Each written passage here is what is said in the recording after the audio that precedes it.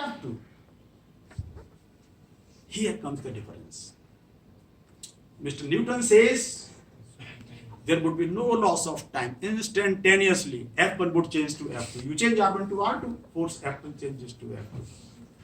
That's what Mr. Newton tells us. Despite tremendous successes of Newton's theory, nobody can undermine it. And nobody should even try to do that. Mr. Einstein says nothing can move faster than light. Not even the force carrier of gravitational interactions. It is also not allowed to move faster than light. Okay? So this also has to travel. Nothing can move faster than light. Or some universal velocity, c. Let it not be the velocity of light, but some universal velocity, c, which is the uppermost reachable velocity in nature. Some people start questioning about that the photon has a tiny mass. No problem, I have no problem. But there would always be some universal velocity c, okay, which is the upper limit of attainable velocities in nature. Fine? Good. So, what was I saying? Right. So the difference between the Newtonian gravity and Einstein gravity, that was the point. So the force carrier of gravitational interactions, which turns out to be a graviton, which is a tensor particle, spin 2 particle, okay, also cannot travel faster than the light. So now this is one thing that we have learned. So the way you develop field theory for electrodynamics or for so-called quantum electrodynamics or electrodynamics, you develop field theory for strong interactions, you call it quantum chromodynamics, and similarly for electronic theory, it's all field theory. Similarly, there is a full-fledged field theory for gravity. This is known by the name general relativity. So general relativity is just the classical field theory of gravity. You can keep watching some of my words. It's classical field theory of gravity in exactly the same way that is your electrodynamics, okay, or QED, quantum electrodynamics is the quantum field theory. Well, let me not call QED, let me just call electrodynamics, okay.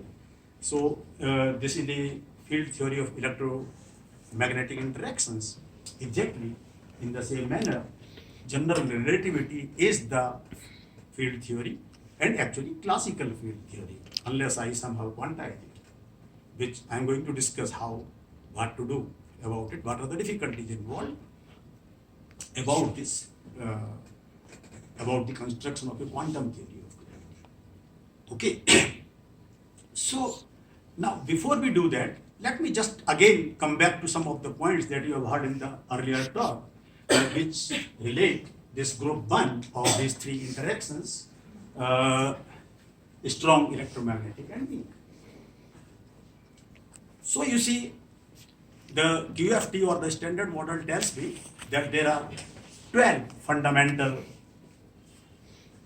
constituents of matter, fundamental particles. 6 of them are quarks and 6 of them are electrons. So up, down, strain, charm, duty and torque. Okay, 6 quarks and 6 electrons. Electron, muon, tau, and there are 3 neutrinos. Of course, each particle has its own antiparticle. So particles, 12 fundamental particles, matter particles. We are all consisted of these fundamental matter particles. Okay, we have particles, but you see, unless I am speaking and you are able to understand me, so there is some communication language between us. And you are able to understand me because of that language. Okay. How do this is how we are talking to each other. Okay. How do these elementary particles talk to each other? This is a very primary point. So if supposing an electron and a positron, two electrons, they are passing by each other, because they have charges, there may be some deflection. Classical theory tells me that there can be some deflection because of the charges Okay. I very often tell the example of a teenager boy and girl passing by. Okay. They stop, maybe they don't stop, they look, कुछ होता है, and they go away. So some deflection, some interaction, some influence of the charges. Okay. Now let us consider. So this is classical picture. Now what is quantum? Now one electron is going, another electron or positron is going. One guy throws a photon, and the other guy absorbs it. So now you have these various things like social media and things and many methods. But in the olden days, you pass on a love letter. if you are daring enough, otherwise you keep talking about your story. Okay, achieve nothing. So now the exchange of this letter, so photon is being exchanged between two charged particles. Photon is working as a dakia. You know dakia? Now people have forgotten dakia. In the olden times there used to be movie songs. Dakia डाक लाया राजेश खन्ना. तो लोग इंतजार करते थे कि डाकिया चिट्ठी लाएगा. Now it's WhatsApp. So photon is the dakia postman of electromagnetic interactions. The poor guy, old-fashioned interaction, it had only one dakia. Like in my early days, we had only one post office dakia and so on. Then this big theory, this has three dakias, W plus W minus G0, these three particles. They are the force carriers. They are the mediators. With the exchange of these particles, you talk to each other. In strong interactions, now present day times, very advanced. This strong QCD theory, हमारे चंदोला साहब करते हैं.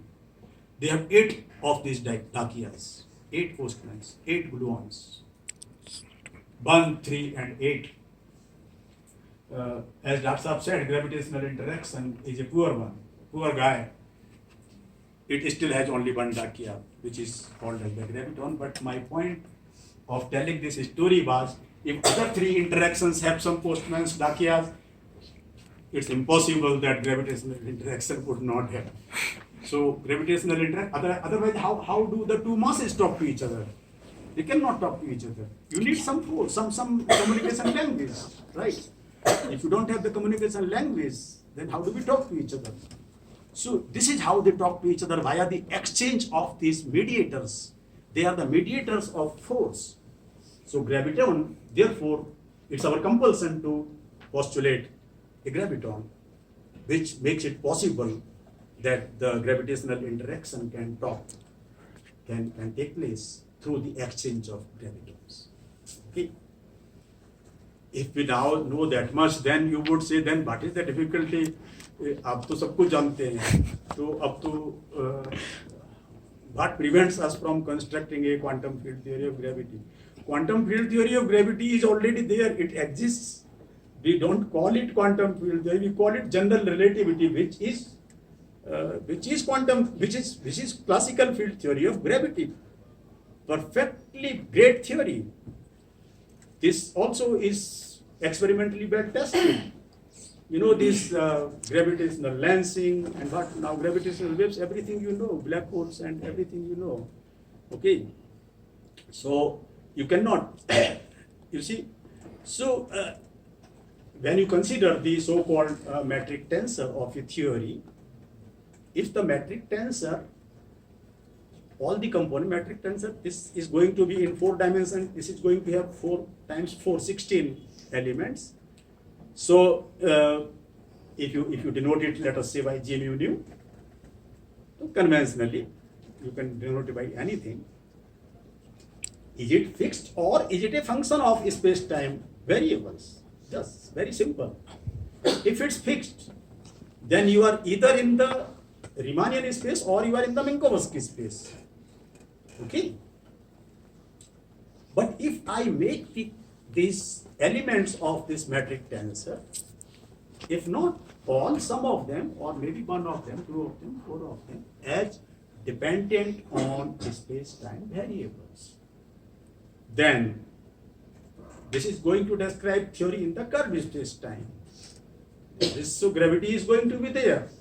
The moment you say that, okay, my metric tensor is fixed, it does not depend, G mu does not depend on H mu, then okay, so you are working either in the Euclidean space or in the Minkowski space as you like, okay.